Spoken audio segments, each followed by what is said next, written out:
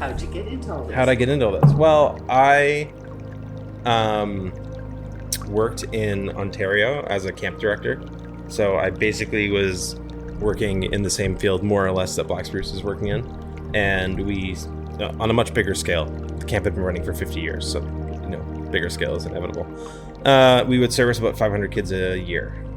They would come up and they would do canoe trips for 3 weeks, and then they would go home.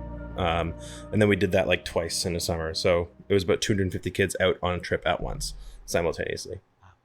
It was a big team, 50 staff members, and then plus management. We had base camps and all this kind of stuff.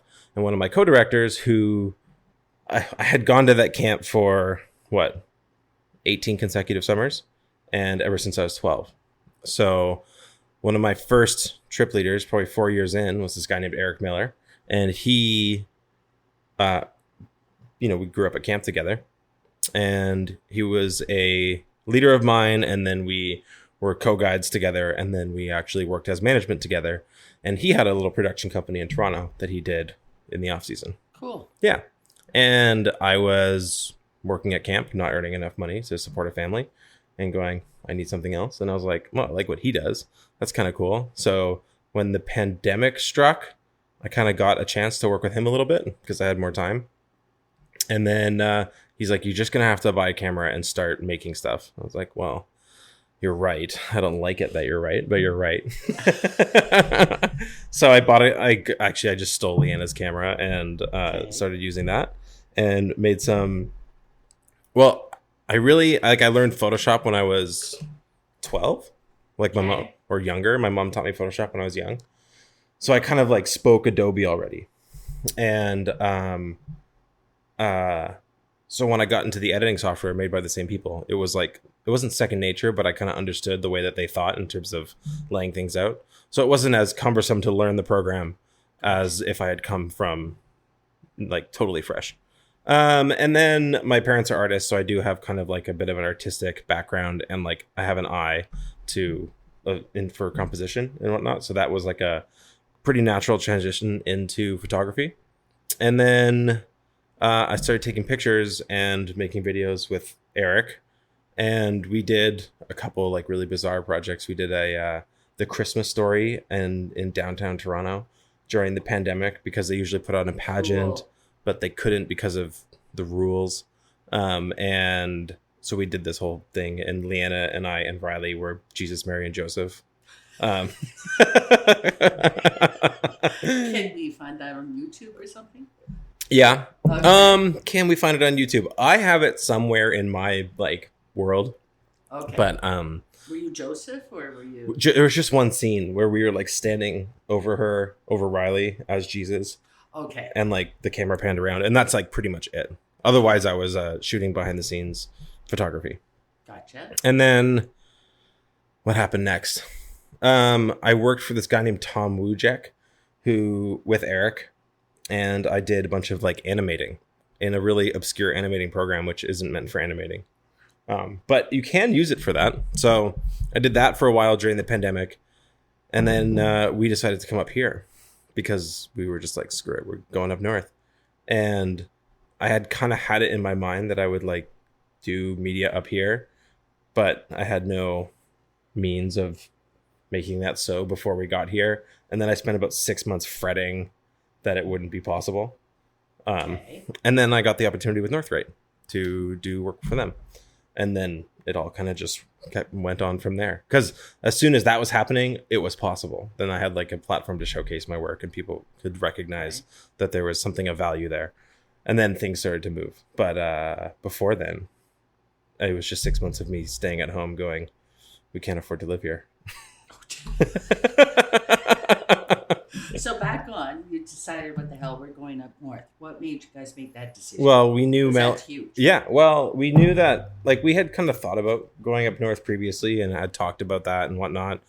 And we were really sick of life in Ontario with the COVID restrictions because at that point, basically the rest of the world had almost moved on and Ontario was not. They were just like, let's do another 16 weeks of lockdown. Anyone? So we were like, screw this. And my parents were very encouraging. It was awesome. And Leanna's mom was sad to see us go so far away because we were living with them, right? And we had Riley. We knew Mel and Esker from Thunder Bay, and they moved up to Fort Good Hope as we went down to Ottawa. Gotcha. So we all lived in Thunder Bay. They went up to Fort Good Hope. We went to Ottawa because that's where I could get the promotion to work as the director for the camp. Gotcha. I had to be closer. So we were down there, and then we talked to them a bunch, and then they moved down to Thunder Bay to have Maeve, and then decided that they had more opportunities up here and Esker could start Black Spruce. So they moved back up, and we were kind of like, yeah, we'll follow suit. And then the whole plan was we'll just both apply for jobs, and whoever gets one will go.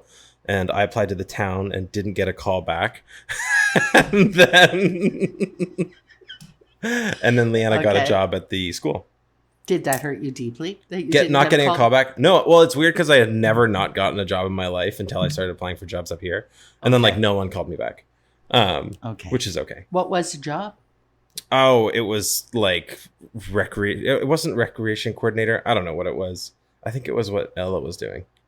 Oh, you wouldn't have liked it. Well, yeah, but it was. But it would have fit with you. Well, it would have. Well, I would have done a good job, and then also, it was more money than I was earning down south at the time, and then especially more money than I was earning, which is nothing up here when I got here. But I'm not complaining about how things turned out. No way. No, but that 6 months was hard. No, that 6 months was hard, and then it was particularly fun to have Alex pull up the resume. The resume, yeah. Yeah, I remember that day, but I couldn't remember what you applied to. Yeah, I don't remember either. But it was confirmation that you had gotten it when he had it in his records. So what does that mean? You say you've never not got a call anytime you I don't really like acquire jobs. Like I've never like saw a posting and then applied and then got the job. And the only time I ever did that was when I was trying to find jobs up here because I didn't know anybody. So, and like all my other previous jobs, I ran a bagel business when I was younger. We made bagels and delivered them from scratch. Yeah, that's not an easy process. No, but it's not that hard. No, but it's a time-consuming process. Yeah, it takes all day. Yeah, it does. I've done it. Yeah, believe it or not. No, I believe it. Mm-hmm. Most people have done something like that. You know, cinnamon rolls or whatever. No, we did bagels at the university. No, I'm just saying, like, complex baking, people give it a go sometimes. Tell me more about this bagel business. My parents, when I was younger, my parents were like, well, you got to get it. When we were 15, both my brother and I think it was by the time we were 15, we had to just be working in some way. And there wasn't, like, tons of jobs that I wanted. And they were like, well, you could start your own business. And I was like, doing what? And like, you know, there was a pretty large Jewish community in where we lived, and that was San Miguel de Allende in Mexico, right? And we were Jews as well, so we were a part of that community, and there was no good bagels. And my mom noticed that, and she's like, "You could make bagels." So I was like, "Huh." So then we made a logo, Joshua's Montreal Style Bagels, and I started selling bagels. So on Saturday, I would wake up and cook bagels all day. And then it was part of my parents' plan, right? Because I couldn't stay out all night on Friday if I had to wake up for bagels on Saturday. This is a good plan. And then Sunday morning, I had a quad, so I would deliver them around town on the quad. So, you know, you get a knock on your door and I'd hand you your bagels, 6 or 12. They were super cheap. They're like 5 pesos a bagel.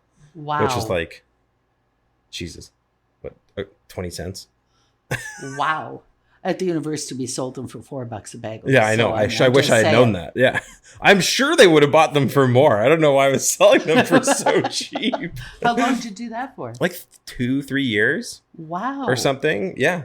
I did not know that about you. Yeah. Okay. I tracked all the expenses and like did a whole thing and all that.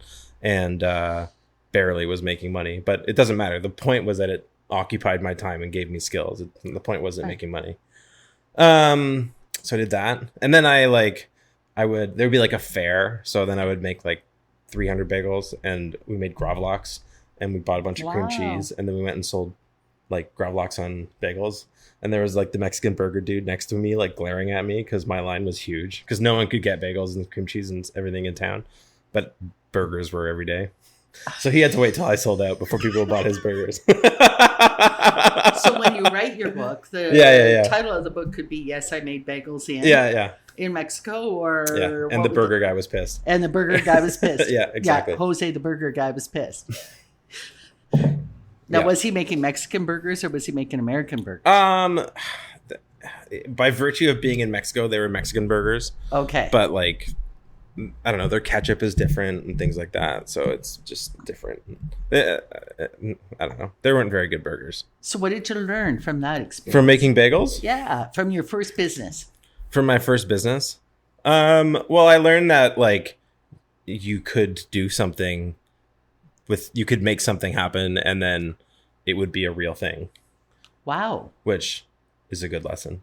Yeah. I think. And then like there's all the other things like, oh, like I'm capable, et cetera, et cetera, et cetera. And then like through camp, then I worked at restaurants for a long time. So cooking was like normal. My uncle gave me a job at his restaurant in Montreal. So in the summers, even though we lived in Mexico, in the summers we would fly to Canada, and then I would work at the restaurant for like 6 weeks and then go to camp and then come home. And that was my summer. Nice. It was a good time. What part of Montreal? Like Beaubien and Papineau area. Yeah. And then, I did that for like 3 or 4 years. So, but it was cool. I was like the pastry chef for a while. And then I moved up to Garde Manger, then Saucier. Wow. So yeah, it was cool. It was really cool. And like that kind of teaches you to like, I don't know, like not freak out in the moment. You have like, there's a lot going on. So you need to like, calm down. So how do you calm yourself down? I don't know. I've been pretty stress resilient my whole life. I say like I'm pretty laid back and easygoing and an easygoing person. So, I wonder if like, just like my parents, the way they raised me and whatnot. But then when I was nine, we moved to Mexico and just like drove to Mexico without a plan. They had a loose plan, but we didn't know where we were going to live. We'd never been there before. So it was like a pretty formative experience. And I don't know, like they were chill. So I was like, all right, well, I guess I'll be chill. And then going to camp was helpful as well, because like the point of the camp that we went to was that it wasn't easy. Like it wasn't intentionally meant to like crush your spirits or anything like that, but no one was supposed to do it for you. So I did that for years. And then by the time I was working at the restaurant, which was probably like 16, I had been going to camp for 4 years. So I had those experiences that were like, oh, like you are capable, like you can speak your mind, people will hear you, feedback, like all that kind of thing. In lower stages, not nearly as developed as I have those skills now. And then what did the restaurant teach me on top of that? Well, how to cook, which has been invaluable. How so? Well, it's a social thing, and it's something that you can give to people. So, come to my house, we'll have dinner, and then if I can cook you the best dinner that you've had in a while, that's nice. There's not much more to it than that. Like, I don't know. It's like a community building thing. From you? From what part of you? Your heart? Yeah, definitely. Is that important to you? Yeah. It's one of my love languages. Okay. Yeah, acts of service. Tell me more about love languages. Tell me more about love languages. Yeah, your love language. Well, acts of service is one for sure, I think. And then I don't know. What are all? Do you know them all off by heart? No, just yours. I want to know. Well, that I'd say acts of service is probably my like main one. Okay. How did you come to that? What, to know that was my love language? Yeah. Well, I like kind of skimmed through the book. Okay. And like listened to a couple podcasts. I like your honesty. And then like thought about my life. And then I was like, yeah, that makes sense. That's what I do. Kind of like that. Yeah. I skimmed the book. Wow. Podcast. Yeah. Or maybe I like read Spark Notes or something. Oh, okay. Like Craig's Notes. It's not Craig. It's Craig's List. Cole's Notes. That's right. Generational Cole's Notes. Spark Notes. Yes. Yeah. That shit was useful in high school. Oh God, yes. So useful. Yeah. Try being pre-internet. Oh no, you actually have to read. Yeah, we had to read. Yeah. Our teachers figured that out, and they would go on Spark Notes and Cole's Notes and would ask questions that weren't in any of those platforms. So then then we had to read. So we did do a lot of reading. Do you like reading? I don't read anymore, not because I don't think it's valuable, just because I don't know, a product of my time. You are a product. In what ways are you a product of your time? Oh, we're really jumping around here. In what ways am I a product of my time? I'm following your thread. Well, yeah, but you're supposed to be kind of keeping us on track here. I'm the one that's supposed to be going off the rails. Maybe I have no goal. And I would just like everyone to know he's trying to read my notes. I'm not trying to read your notes. I can't read your handwriting. It's cursive. They don't teach it anymore. Yeah, good point. Good point. In what way am I a product of my time? Yeah. Other than the size of your terabytes. Well, and everything yeah, else. like that's kind and of like size does matter. Yeah. Well, yeah. And redundancy matters. Yeah, and redundancy matters, yeah. In what way am I a product of my time? Yeah. Probably like how invested in like what's going on the internet I am. Right. And like to pay attention to that. Mostly because it has like, well, it's weird because like since I work in media, I am using technology a lot. Right. So there is an advantage to paying attention to the new technology to see oftentimes what I already have that I didn't know I had, because there's features and stuff that are available to me that I didn't know I had. Right. That are useful. And then what I can acquire that will then like streamline my workflow and things like that. But like I also pay lots of money for all of my technology and I like to use it to its fullest. So like the phone is a good example. There's so many like small things that you can do on a phone. Like a good one is like if you have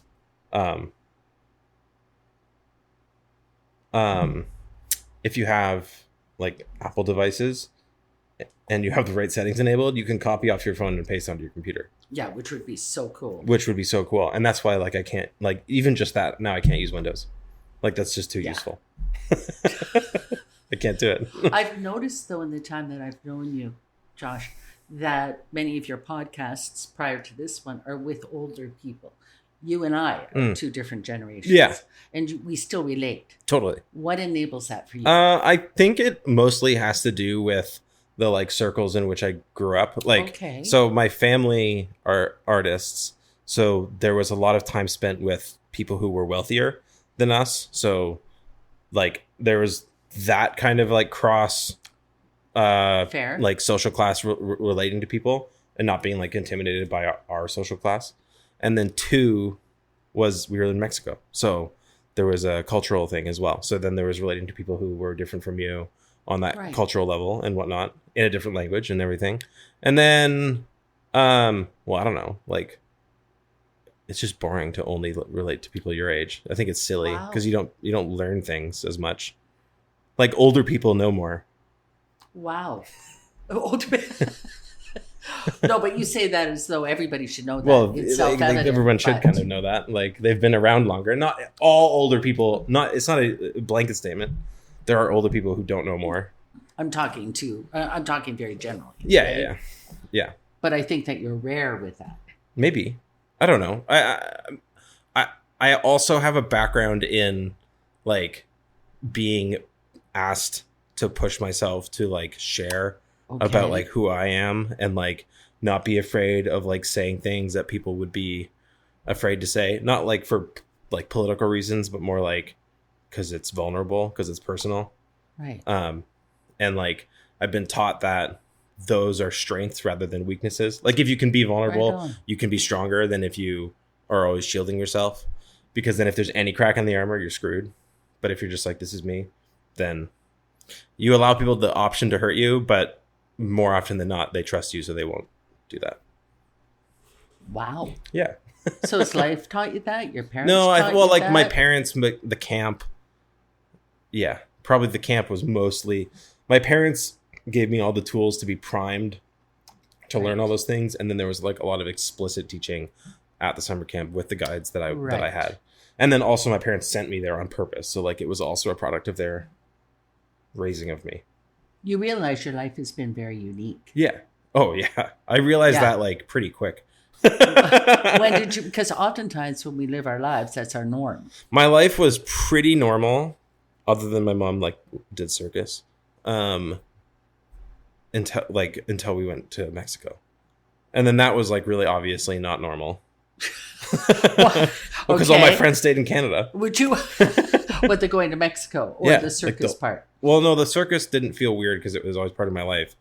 But then I would tell people when I was older, and they're like, "What? Your mom does circus?" So like, yes. But when we went to Mexico, that was like a really obvious difference from like everyone, all my peers. And then when we got to Mexico, everyone was a bunch of freaks as well. So then, like, me being from Canada was weird because everyone was American there, right? And then I would go. I don't exactly know. It was just like, you know, you see like things that are depicted in like movies and whatnot that relate to your life at a certain point, and it's like that's nothing like what my life is. So it's not that I couldn't relate to those movies, but like it was clear that this wasn't the norm. But also like my graduating class of grade 6 was 3 people. My graduating class of high school, 4 people in grade 6, and high school was 3 people. So like, just by virtue of there being so few people, that's really abnormal. No people like oh, my graduating class was 2,500 people. I was like, what? How did you know them all? Like, oh, I didn't. I was like, oh, obviously. So how is Norman Wells like your experience in Mexico? Well, the climate's relatively similar other than winter. Like it's dry. I guess it's in the mountains. And hot? Dry and hot, yeah. But mostly the dry. I've been to other hot places. Right. And then how is Norman Wells similar to Mexico? There's like this... I don't know if anyone else has experienced this. I'd be shocked if they hadn't. But like when you go to like bigger places, there's like this facade of like how things are supposed to be. And it's like... I don't know. Like there's like this... rules or something like that, and it was never like that in Mexico. In Mexico, like there were rules obviously and laws and stuff like that, but it was kind of like you can kind of figure it out and do things your way. And I don't know, there wasn't like a social expectation that you do things a certain way. That's interesting. There wasn't a social expectation. Yeah, but if you live in like the suburbs, it's pretty much like that. So what would the suburbs be like for you now? Mm-hmm. I don't know. I might end up in a suburb. Who knows? Right. So how would that be for you? I don't know. I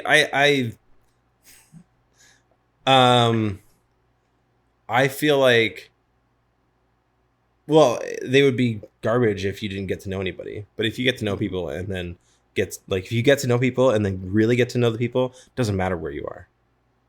Tell me what the difference is between getting to know people and really getting to know Well, you can get to know people and be like, oh yeah, I know that person, blah, blah, blah. But like, if you don't aren't actually vulnerable with them and spend time with them and learn about their lives and learn about where they come from and learn about how messed up their family is and things like that, then you don't know somebody. Wow. So the assumption is that everybody's family's messed up. Everyone's family's messed up in some way. There is at some point. There's no such thing as norm. No. What's that? There's this song called Basket Case Theory.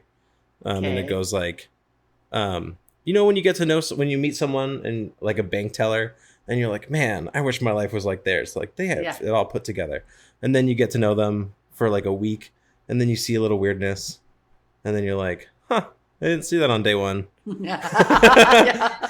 And then a year goes by and then everyone's a basket case the more you get to know them. So you've already just quickly talked about what your parents taught you and your life taught you.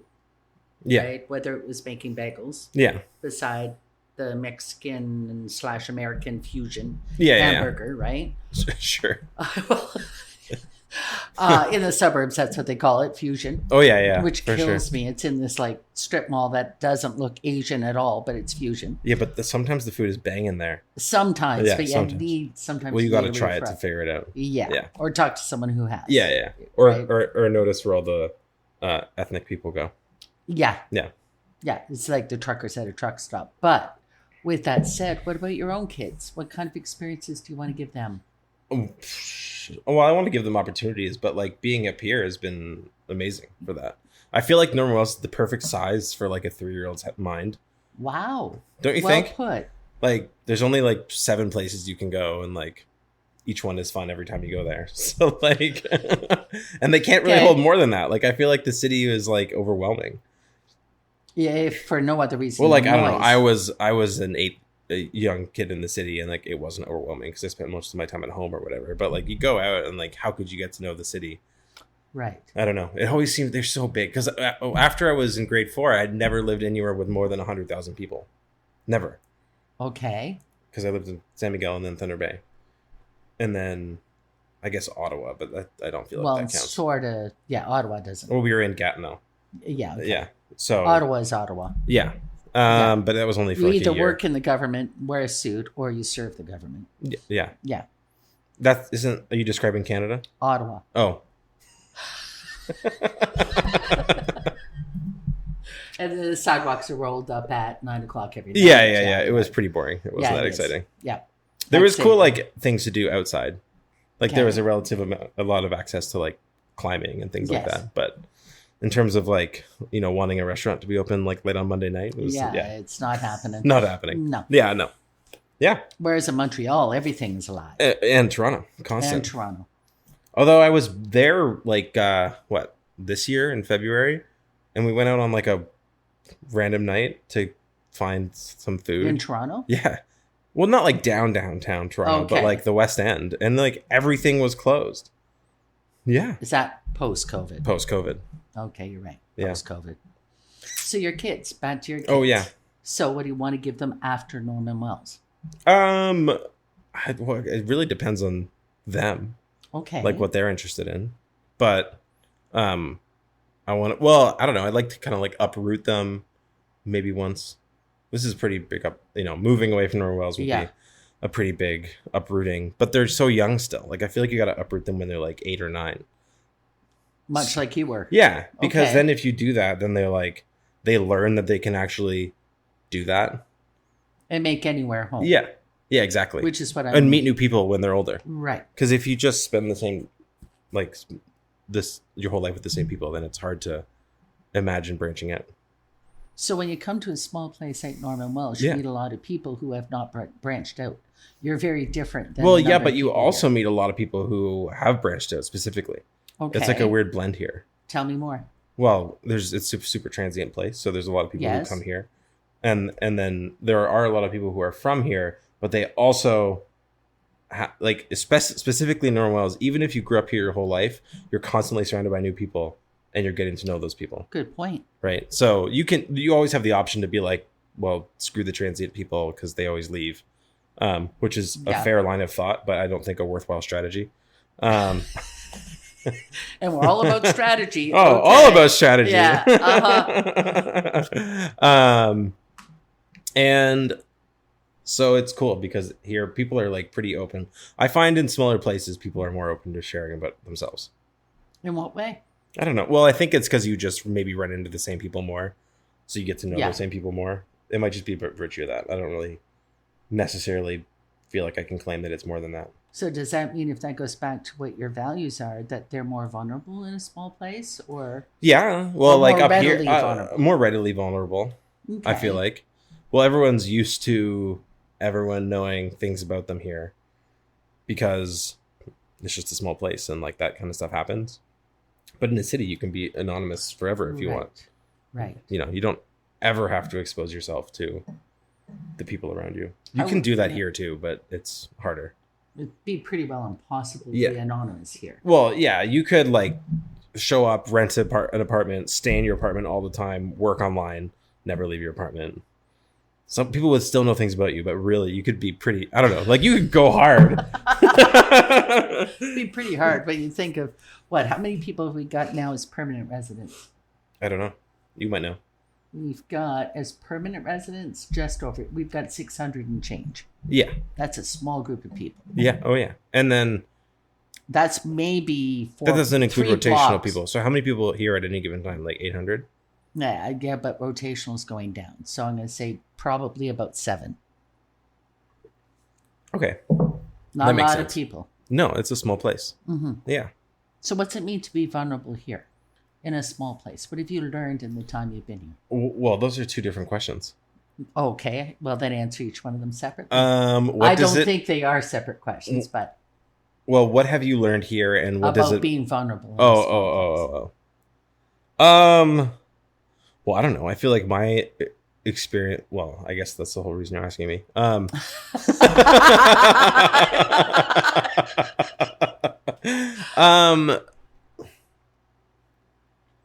What have I learned about being vulnerable here? Yeah. Well, it's worthwhile. Okay. I think that it's. Well, I don't know. I feel like, at least for myself, it's like that's how I relate to people, right? So it's like, I'm going to show you who I am, and then Right. I'm happy to take the first risk, and then hopefully in turn you can show me who you are, right? So in that sense, I've gotten to know a lot of people Yeah. here, like in varying levels of intimacy in terms of just knowing how, like knowing them deeply. But it's been great because, well, I don't know, you have the option here to not do that, and Right. then your life isn't as good. I don't know. That's what that's a pretty, well, I get that's also just, these are, I have presumptions here. Like, I'm outgoing and extroverted Right. and things like that. So like, I don't, like, my social battery isn't drained when I spend time with people like all the time. Right. Like, I get sleepy, but that's not the same as being like run down. You So, are an extrovert. oh, Yes. like I did this personality test and I'm like 99% an extrovert. Oh yeah. Like, out of 100 people, I'm one of the most extroverted. Yeah, and Yeah. I would have known that the second time. That would be pretty surprising to not know that Yeah, really quickly. I would have guessed it the first time You I probably, met you like- at my Yeah. doorway, and then the second time definitely. Yeah. Well, and like, you know, a lot of people say hi to each other here, and I feel like maybe I do it more than, I don't know. They say hi or do the 2-finger The wave. 2-finger wave. Did Yeah. you hear about the Amazon product that you can buy for your dashboard that's just a couple fingers? Not bad. I know. liked It's it. nice to wave, but it's a funny product. But in Alberta, it's a 1-finger. It's a 1-finger wave? Yeah, it's a 1-finger. Half as meaningful? Yeah. Yeah. Yeah, for real. Seriously, on a country road there, it's 1-finger. Okay. Here, it's 2 fingers. That's funny. And then if you're a biker, it's down here. Yeah. Yeah. And then if you drive a Jeep, it's another Tell me about wave. your biking days. No, this is about you. Now I know there are biking days. No, but a lot of people talk to us, your friends from outside, or your family, or my friends, my family. Yeah. We're in such a small place. How do we survive? And I'm not talking Well, about it's a weird food, question. No, not yeah. emotionally survive. How do we emotionally Well, survive? it's like, well, then people come to visit and then they know in a week because they're Yes. so freaking busy because there's so much going on, Right. right? Like, you can, if you want, you can do something interesting here every night of the week. Yes. Easy, hands down. And it's mostly free, other than buying boats and quads and stuff like that. Other than that, but then you just get to know someone with a boat or a quad. Yeah, and then Right. you get to enjoy all those things. So like, I don't know. There's so much to do, and then you even just getting to know, just introducing them to people or getting to know people. Like, there's so many people here that are interested in, like, telling about yourself. How did you end up here? It's a weird place, Okay. you know. Not you, but like that's. No, I mean, Yeah. They're like, well, why are you here? What's going on? And then here also, like, you know, a lot of people have been like, oh, like, you're in, like, you know, what do you work for the oil field? I'm like, no, I'm a photographer. I'm at a media company. They're like, what? Yeah, that's it. That's weird. Okay. So I don't know. I'm different in that sense. But a lot of people, everybody says down south is better. And you're saying, well, I've never been anywhere really larger than 100,000. Well, it's not better. No, but a lot of people will say that, Yeah. right? Because all the services are there. Well, yeah. It's But- like, oh, there's Staples and shit. They're staples, Yeah. etc. I get the sense from you, Josh, that wouldn't be what's important to you. No. I don't know. Like the desire to want to eventually live somewhere else is mostly for my daughter to like do gymnastics There we go. and things like that. But it's just the extracurriculars. Other than that kind of pull, we would stay here for a very, very long time. That's interesting. Yeah. It's so fun. I don't know. And you. I'm like an extrovert, but like I don't like people. Tell me more about that. Well, it's more like anytime I'm here and I'm like, wow, you know what's sick? There's nobody here. Yeah. You know? Yeah. Yeah. And the silence is nice. Yeah, the silence is nice. Mm-hmm. And like maybe that's like, well, yeah. Spent a lot of time in the woods at camp, so like Right. that's, I feel at home there in those kinds of spaces. So it's not like weird for me to be here and spend time in the bush here. I don't know. Would you deal with anonymity well? Because With- you said down what? south in a larger place, there's a sense of anonymity. Yeah. Well, I don't know. Deal with that well? Not trying to poke. No. I'm That's, wondering. I'm just like my thoughts are like, okay, if I imagine moving down south, it would probably be hard for like 2 years. Okay. And then you get to know people and it's fine. Okay. So you'd create neighborhood. But or that's the community. same here. It was a little faster here. It was probably hard Yeah. for 6 to 9 months here. And Okay. and then it's fine. Just because you don't know people. But I think a lot of people, my experience is, a lot of people don't realize that emotionally a place like this can be very strong. Oh, you That's mean like what I'm people from saying. outside here? Yeah, people Yeah. from outside here. They go, you come from where? You're doing what? Yeah. Well, it's because you get so invested. Because Yes. it's like, oh, like, I'm if you have a job that's like of service, you know Right. the people that you're serving. Right. Yeah. Well put. Yeah. Actually, really well put. That's your love language. Yeah. That's actually really cool. Well, and like, I don't know, for example, like even with my business, but I think a brisket fest is a better example. Okay. Is like, I don't know, if you put the effort into making something happen, people are like super appreciative, Yes. like right away. Yes. And it's not that hard to make something happen. That's Yeah. like an obnoxious Yeah. thing to say because like I am uniquely gifted and have whatever confidence that I was, given, Mhm. brought up with, that I am not scared of doing something like that. And I have like, the little financial resources that I have now to be able to do, I don't know, do things. But like brisket fest. yeah, like, Or helping the evacuees. Or sure. Yeah. But yeah, I'm just not paycheck to paycheck anymore, but that makes a big difference. But like brisket fest, I don't know, at this point, that's all relationship building. None of that Right. is anything other than that. Like brisket fest is entirely me having good relationships with people and then calling them up and telling them what I want to do and then being like, sure, I'll support you. That's it. Right. That's the whole thing. Oh, and then all of the like backbreaking labor to make it happen. But Yeah, I was going to say, yeah, there's But- a lot of work and well, sweat like, that goes into it as well. not that much though. Like other than Okay. cooking a brisket, which everyone's doing, so that doesn't feel unique to me, Okay. right? And then the unique things are like being organized enough to pull it off. So like basically having one Word document with all the information on there, and then picking up ingredients and dropping them off in the right places. But that's pretty much it because everyone Okay. else is cooking. And then the other thing is it being supported by my media company. So like doing the advertising and all that is free for me and I don't know, easy because I'm doing it already. So when you talk about things like public service or being able to give from your love language, give from your heart, yeah. you're actually, it's interesting, Josh, because you're a real kaleidoscope. When Mhm. I look at you, it's, bagels at 15, Yeah. on your quad. Yeah. And I mean, I'm going to say again, that's a lot of work to make bagels. It is. It is. To working in the restaurant, camp, traveling the world, your world being very big, making I have everywhere even home. more obscure jobs that I haven't told you about. Okay, tell me the most obscure. I was a personal support worker for people with disabilities for Get like out 2 here. years. Yeah. And my most extreme client was this. He had developmental disability. He was deaf, trans, gay, whatever, like the whole thing. Are you serious? Yeah. It was a good time. Poor soul. Yeah, tortured. But we had fun. I don't know. He liked to, because he was like, he viewed himself as like underclass naturally, Right. because he didn't have many options. So he always felt comfortable in like the sketchiest places. So like, So you ended up in this. well, yeah, because most of the clients, they had disabilities that prevented them from like, either from like social anxiety, like leaving the house, but also Okay. like physical ailments or whatever. They just felt comfortable at home. So a lot of it was just like sitting with people at home and like making them food and things like that, or sleeping there. But this guy, he was like, let's go out. And I'd be like, oh shit. Where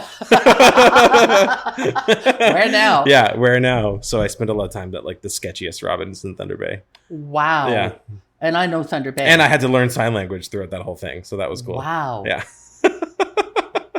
I'm a really weird person. I don't know. I'm just a super weird person. How old were you then? Oh, I ended that job, I guess, before we left Thunder Bay in 2018. I did that probably like, geez, how old was I? I don't even know. Like early, mid-20s, 24, 25.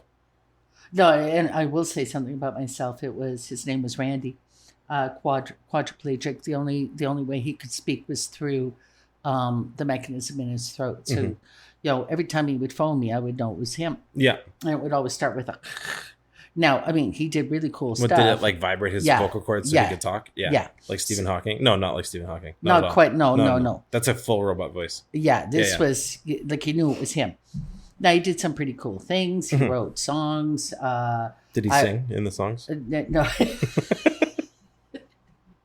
Now, this was a long time ago. He wrote a song for a band called Loverboy. And we got to party with Loverboy, but he thought we had to go dressed up for Halloween to this thing. So he figured he'd be Paul McCartney and I'd be Linda McCartney. Well, didn't think he really could pull off Paul in his wheelchair, but he thought he could. He was that guy. Okay, right? Great. I love the confidence. The confidence. Yeah. It was if you have the confidence, you can. Did he pull off Paul? He did. It was interesting. Yeah. But I remember one time he called me, Josh, and I could tell it was him because I could hear that. And he said, I'm going skydiving. Awesome. And I, of course, and I still remember this so clearly, I paused and I said, Randy, like, should you? And then, and he goes, what have I got to lose? Yeah. Well, of course he should. Of course he should. But that's something that he taught me. What have I got to lose? Like, yeah. Really? For sure. So what did you learn from yours? From the support work? Yeah. In a sketchy place in Thunder Bay. Yeah. What did I learn? And Thunder Bay does sketchy all on its own. Really well. Yeah, they're rough around the edges. Yeah, they are. Well, I learned ASL, kind of. I don't know what I speak, actually. Okay. Because he taught me, so I don't know. Okay. I don't know. I feel like I learned patience and like just kind of like being like, okay, like this is where we are. Or I don't know. It was like, I think mostly patience. Okay. And yeah, just patience. I don't know. But I still pushed him to grow. Okay. Well, in what way? Well, I don't know. I was like, your house is a mess. Let's clean it up. And then he was like mad that we were doing that. And then after he's like, oh, this is better. Okay. And I don't know. It was cool talking to him. So he was totally whack, but totally whack. No kidding. Yeah. I always knew when he would call me because it was a video call. And he'd be signing into the phone. And I'm like, he called me like 2 years later and then he was signing, and I was like, oh, dude, I don't speak sign language anymore, really. Yeah, and again, those lessons are more important looking back at them. Yeah, I find. Yeah, I'm trying to think of other weird jobs I had, or things that. Well, Leanna and I traveled to Asia for a year. Cool. Yeah. Where? Laos, Cambodia, Vietnam, and Thailand, and then Hong Kong for 2 months. Nice. Yeah, which was sweet. Really nice. Yeah. And that was pre-Riley. That was pre-Riley. Yeah. That was the like make it or break it trip. Oh, right. Yeah. Yeah, we haven't even gotten into Leanne. No. Marriage. But I want to know, back to Norman Wells. What legacy do you want to leave here? Well, I don't know. I want to have a continued presence. I feel like it's a worthwhile place for that. Like my life might pull me away from here, but it doesn't mean that I don't think that I'm not convinced I need to stop serving the place if I leave. Wow. Right on. Yeah. As long as you got your big terabytes. Yeah. Well, like have terabytes. I know that this is something that is useful here, and I hope that this is some. Well, and like like one of the aims of my business is to help portray the North the way the North wants to be portrayed. Wow. Or I don't know. Like that's probably not completely genuine. I want to portray the North. I want to help portray the North for my clients the way that they want to be portrayed, but like with high production quality, because oftentimes there's like low production quality, and no one wants to watch low production quality. So why did you say the first wasn't? Well, because I don't want to claim to know exactly how the North wants to be portrayed. Right. I can understand how my client wants to portray what they're doing, but they don't represent the North. Do you think that you are in any way representative of the North? Like, have you been here long enough? Well, I don't know if being here long enough necessarily means that I don't think at a certain point you qualify because of time. Okay. I think it's more like a spirit. Oh, say more about that. Well, it would be like, are you willing to like sacrifice those like everyday comforts to live somewhere extraordinary and invest? Like in that sense, sure, I'm representative of that spirit, but there's tons of different spirits up here. Okay, so of that spirit, are you willing to experience? I'm willing to leave what I know to go somewhere new, and leave, I don't know, the comforts of the South behind.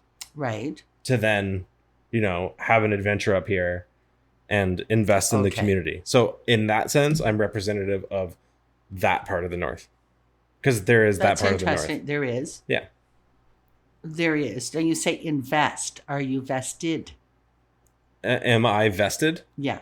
Can you elaborate? Because I don't understand. There are those of us, there are those of us who, I remember having dinner pre-COVID, which, again, we were all very different pre-COVID.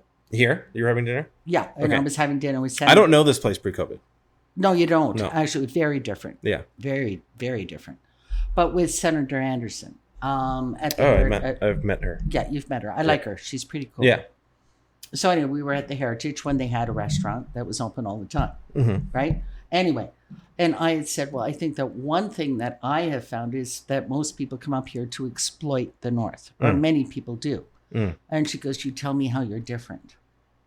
Well, yeah, I'm not. I'm not saying you are that person, but it was a moment again for me. Yeah. Where I went, well, I am different. And she goes, well, no, you're here to make money. Yeah.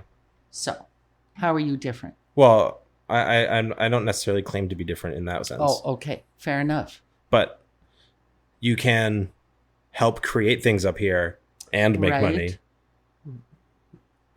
Or you can just make money. I don't know. So you're mentoring a young person. Yeah, I'm mentoring a young person. I started a business. I invested in the economy. I bought a house. Right. That makes me a little different than like a rotational worker. It wasn't a no. Yeah. But it was interesting, her view. Totally. Well, she's right. Mm-hmm. Yeah. So do you think that? But people are like, well, where's your home? It's like, well, good I don't have a home. No, it's interesting when you say I don't have a home. Why? Why? Well, do you say because that? My home was Toronto. But I actually am kind of like physically allergic to Ontario, as weird as that sounds, because of the humidity, and I get like really bad eczema, so I can't live there. Plus my family left there, like my direct family. And then Mexico's not my home because I can move there and I can live there, and it does feel like home in some ways, but like I don't have career options there. I don't have I don't have citizenship or anything like that in Mexico. My family's there, and through them, I could get permanent residency. But I don't really have a means of earning there. And then Thunder Bay was home for a little bit, but we've been gone long enough that it's not home anymore. Right. This feels like home right now because that's where we are, and this is where we are, and this is where we've invested. So I don't really have a home. So define home. Well, I don't know. Like, I feel like it's maybe in the way that I'm thinking about it in this moment, I'm thinking about people who live here, who have lived here their whole life. Norwalls is clearly home, or whatever. My whole family's up here, across the south too. I don't have a place like that. Because it was interesting. You said to me earlier that you feel that your children can learn to make anywhere home. Yeah. Right. It sounds like it's a coping mechanism. It's well, it is. But you're also talking to me. I moved 13 times when I was before my parents ran away from home. Yeah. Right? And left me alone. And I say that tongue in cheek. But the point is I learned to make anywhere home. Mm-hmm. But what is home? Well, I think it is. Well, I look at like community so much more than home. Okay. So like it's like, oh, we have like the reason it will eventually be hard to leave North Wells is that we have such a nice community up here. Good point. Right. And like I have community other places, but like not like I have here, you know. Good point. So, and like I'm not convinced that this. Well, no. What I am convinced of is that you can make community anywhere. Because so far, everywhere I've gone, pretty much, other than Gatineau, I've been able to make community.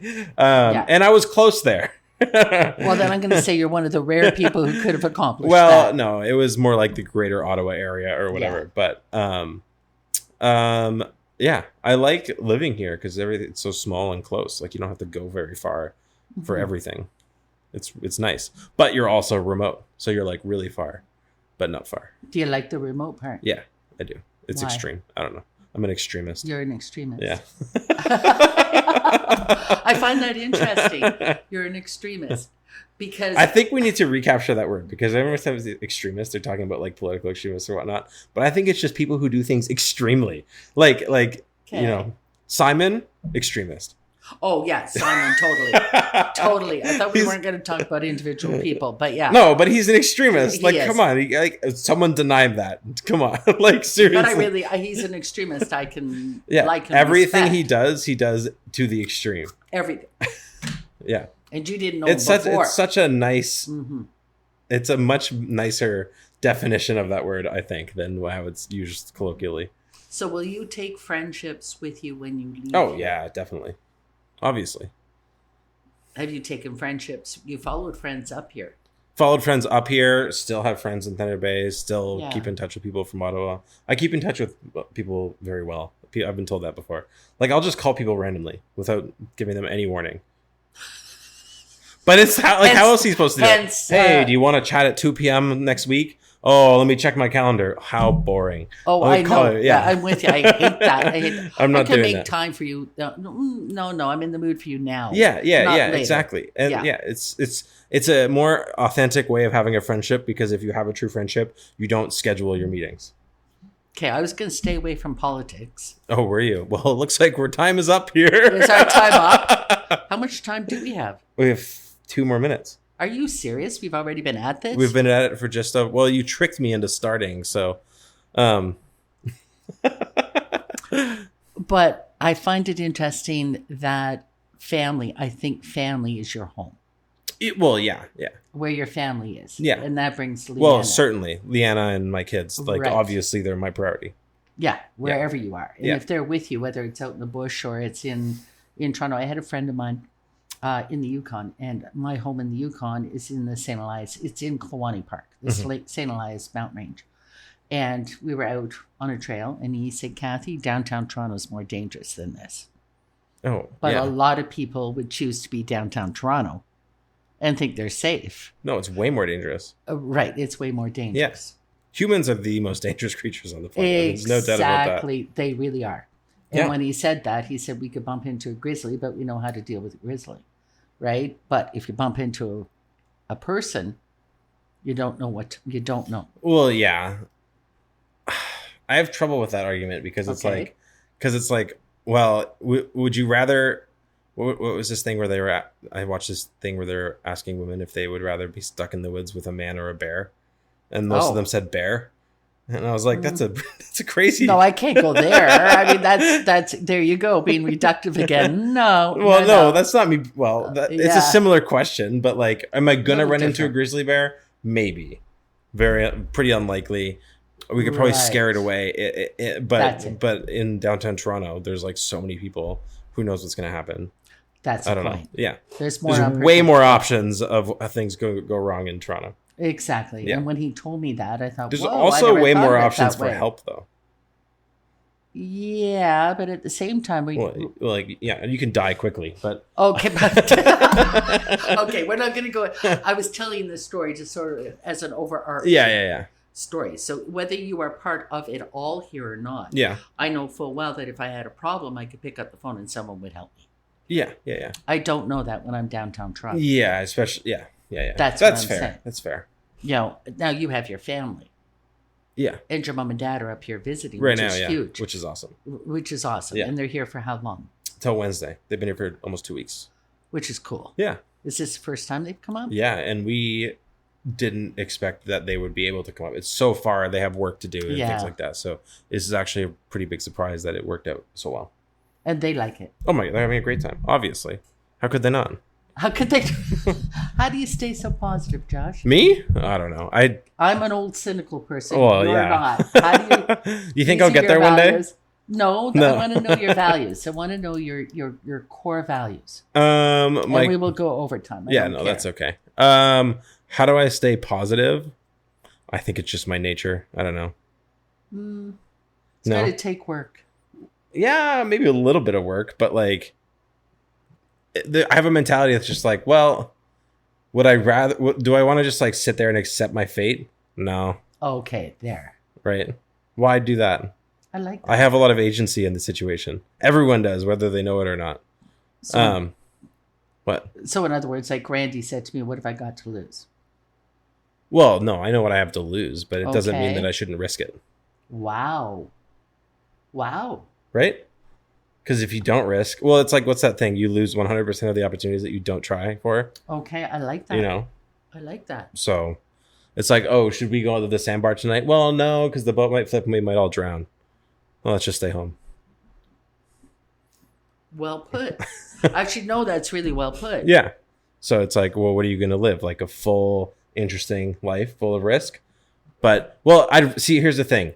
It's better to teach your kids to be competent than safe. Can you explain that?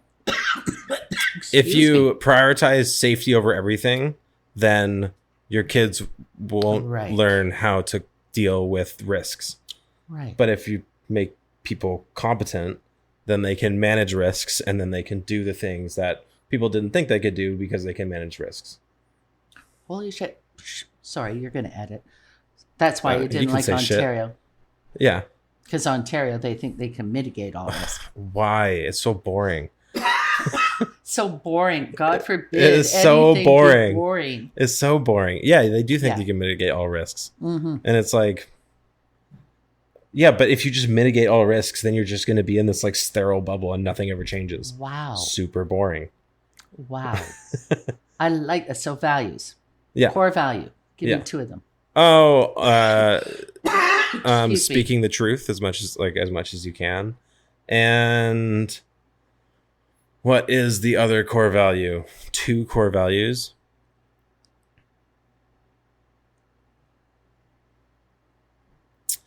Well, I think just being like completely honest, as much, even when it feels like the easier thing to do is lie, you should still be truthful, because I think that the best version of what can happen will be through telling the truth. Wow. Even if it's harder for you. Tell me one of the most difficult times you've had telling the truth. Oh, Jesus. Well, to do that, you're going to have to do the same. You have to answer the same question. No, that wasn't our deal when we went into this. Well, yeah, no, but things change. I warned you. You got to take risks. I warned you for things to be interesting. My life is extremely interesting. I'm waiting for my life to get boring. Oh God, that'll kill me. Yeah, you'll die immediately. Oh, I will. You're gonna have to take up golf or something. Oh, boring. Oh, golf is one of the most boring less boring than sitting at home doing nothing. No, at least when I'm sitting at home, I can think. But when you can think when you play golf. Oh, I've never played golf for the record. Oh God, you'd hate it. I don't know. Chasing this little ball around. It's really, really, really no. This is the cynic in you. Are you going to be cynical? Do you ask me that? You're an optimist. You remind me of a dandelion, by the way. Really? Yeah. Just because you can grow everywhere. Well, no, you're that dandelion that pushes up through between the pavement. Yeah. No, you push the pavement up. Oh yeah. Which is pretty cool. I gotta lift the pavement up with me, you know. Yeah. I'm gonna bring everyone up. And then we weed whack your head off one day, and then you pop back up the next, which is really awesome. It really is, and it's contagious. Well, hopefully, it really is. Yeah. No, it's contagious. And old cynical people like me need that. What about being open-minded? Is that one of your values as well? Yeah. Definitely being open-minded. I was struggling to think of what two values were, but being open-minded is huge. And then also I have a value of like feedback. So it's like, I'm going to tell you what I think and I'm going to push you to grow. And like, I expect the same. Yes. Yeah. And you're not afraid of feedback. Well, no, it's like, if you're afraid of feedback, then you're limiting all possibility of growing up. Wow. Now that is a generational difference, by the way. Being afraid of feedback. A feedback thing is a more modern thing. Yeah. It's your generation, by the way, loves feedback. You crave feedback. My generation, I do too, but my generation didn't. Yeah. Right? But it's not, like maybe my generation craves feedback, but a lot of people don't want feedback who are my generation. Oh, that hasn't been my experience, but okay. Well, it's nice. Well, I don't know. I can't speak for my generation. I'm a super weird, random one. You are, but there's so you are random, and that's one reason I like you so much. But I like your randomness. Yeah. There's patterns to your randomness, but that's not for this. Yeah. What was I saying? Feedback. Why do I like feedback? Well, I just like to know what's happening. That's interesting. Right? So it's like, if I tell you, well, and also being like offended by feedback, it's like, that's so boring. Like if it's honest, true feedback, you can get feedback that's bullshit. But you can usually read behind it. Yeah. Well, generally you can tell. Because you know when it's good feedback, and then it strikes a chord, and then you're like, oh, you're like kind of speechless. Yeah. Then it's like, oh, maybe I should pay attention to that one. And if someone gives you feedback, and you're just like, yeah, okay, like either it's something that you already know that you're working on, or it's not useful. So I won't push you on when giving me an example of when it was difficult. I don't have one. Like, I don't know, a difficult time, to be honest. I worked as a summer camp director, and I had to give feedback a lot. So like, to young staff. Oh. So you go, you really screwed this trip up. That's a hard one. Well, yeah, it's a lot easier to say, you did well, but there's some room for growth. And it's like, no, you really screwed this up. You can do better. I know you can do better, but this one you really screwed up. And these are the reasons why. I think that's so much like more. I think that has so much more love in it than the other way around. That's interesting. Because I would agree with you. Yeah.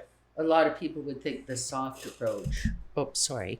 That's okay. The soft approach, putting Vaseline around the edges would be the way that is more loving. Yeah, I don't believe that. Because it doesn't make you competent. Well, yeah. Well, and like humans are so resilient. Have you seen us? Yes. That's why we're still on the planet. That's why we're still here. Yeah. And going to another planet, maybe. Who knows? Yeah. Right? So. Well, Elon is. Well, but other people will go too. The point being is kids can take so much more than they get credit for. Like there are kids who were born during World War II and in the bullshit and made it out and then grew up and had successful lives. Yes. And it's like, what, now you can't say no to your kids because it's too traumatizing? Give me a break.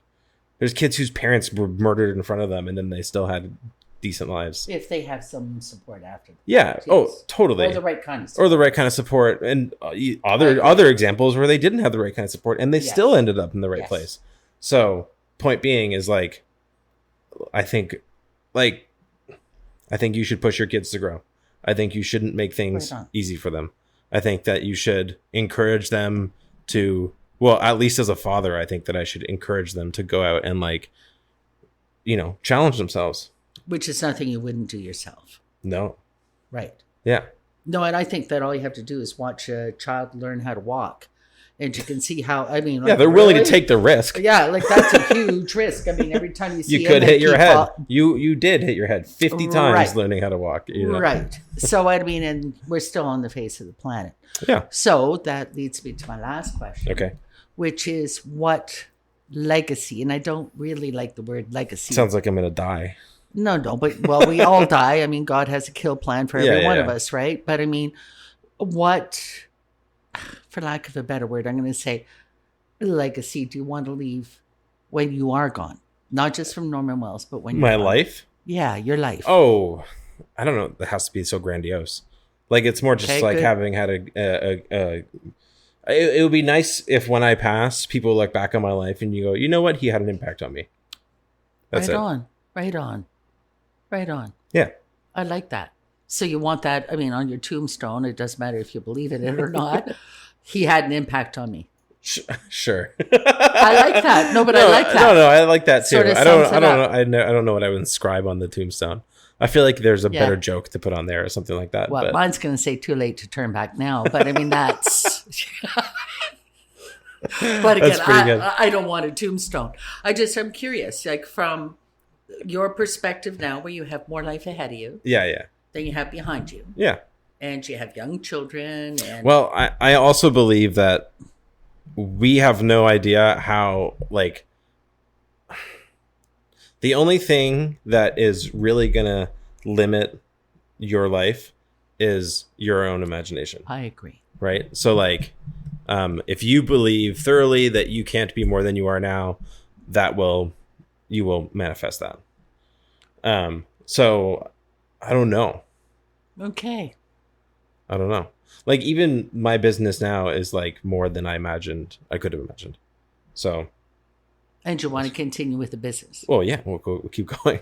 No, but I mean, but if a new adventure were to present itself, it depends on the adventure.